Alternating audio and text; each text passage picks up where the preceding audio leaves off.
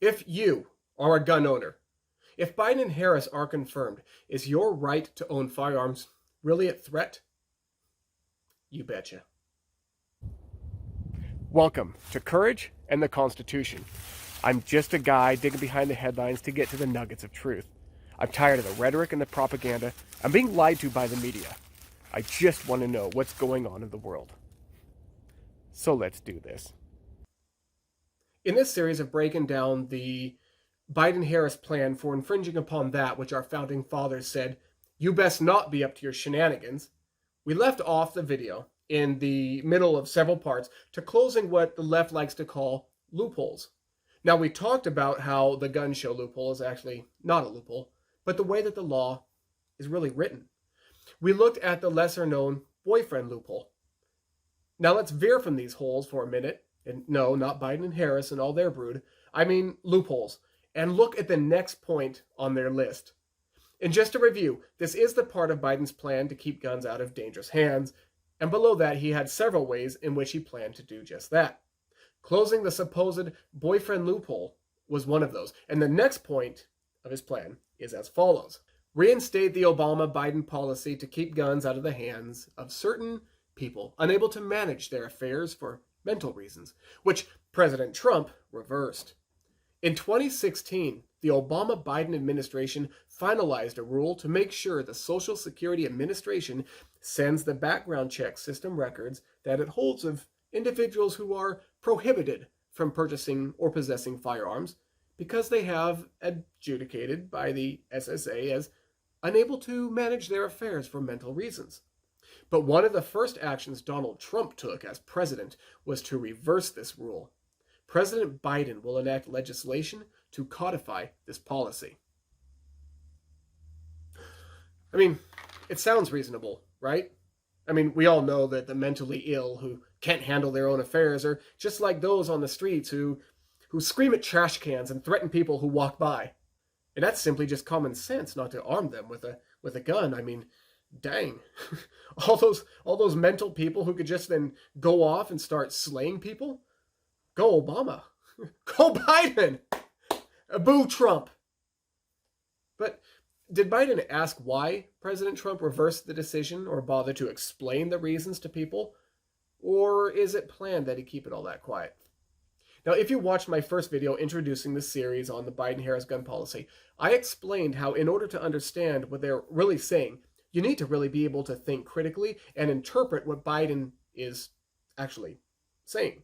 Now remember, he's an almost 50-year career politician, so he knows how to deceive through language. It is no different here. Now, of course, Joe only mentions that Obama put this act into place and the evil orange man reversed it, putting us all at risk thanks to those deranged people on Social Security who can't handle their affairs without help. Besides, they don't have the right to defend themselves anyway, right? Of course not. Now, let's pull back the veil of Biden's words and look at the truth behind it. First of all, when The Hill, a far-left publication, allows a piece like this to be published, then there is something more to the story than what Biden wants the people to believe. So let's just go ahead and call a spade a spade. I understand why those who have been informed by the media and who do not possess the understanding of guns and the gun community would feel a sense of fear over Trump's reversal. When spun in the way that the Democrats, gun control groups, and the media had so done, it does sound frightening. But what's the truth? Well, to begin with, President Trump reversed the act because it disenfranchised people who had their rights stripped away on an actually unfounded basis. Basically, what the rule claimed is that people who receive SSA and Veterans Affairs benefits but needed a representative payee were considered mentally unfit. Now, I suppose it now begs the question, is being crazy and mentally unfit the reason someone would need a representative payee? Now, first of all, what is a representative payee? They are those who help the recipients of these monies and benefits navigate the bureaucracy around it all, and they help them manage the recipient's finances. What happened with Obama's act was that all these people's names were literally rounded up and entered into the NICS, the NICS system, the same FBI instant background check system people have to clear when they purchase a firearm from a dealer. There were no hearings, there were no assessments, and there were no trials for these people. They were just one day automatically given the privilege to essentially be felons if they owned a firearm. Even the ACLU publicly opposed this. But why? Because the law asserted that anyone who needed assistance in these areas were automatically high risk and violent. But this is what they do, isn't it? Conflate two unrelated things. Someone needing assistance with someone who is violent. Because the low-informed public, the culture, and voters don't know any better, nor do they either know to, or frankly, care to, dust off their old retired thinking caps and look through the language at the actual facts. In simple terms, someone needing assistance navigating often confusing Social Security and Veterans Affairs government paperwork and processes, which often can include appeals and reapplications, who are not great with finances and need assistance in management of it, are to be considered dangerous and threatening, and therefore put on the FBI's gun ban list. Should they own one, then they would be a felon. These people, they are actually not mentally unfit. They have had guns for years, many of them, and you do not see them out committing gross acts of violence.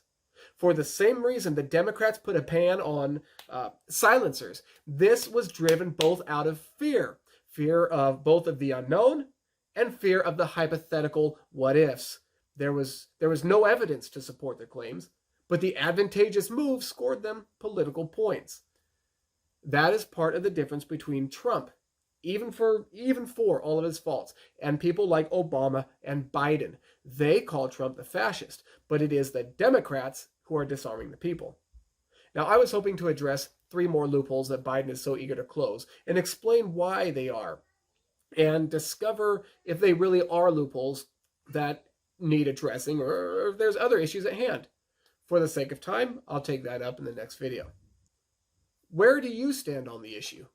Do you feel people who need help navigating the government red tape and managing finances are off their rocker violent crazies? Where do you stand? Or do you know anyone who's been negatively affected by such a law or an act? Comment below. Let's keep this conversation going. And if you find this content of value and you believe that others would benefit from it, I'm going to ask you to please like, subscribe, and share. That would help me grow this channel and reach other people. It would do a lot to help us all out.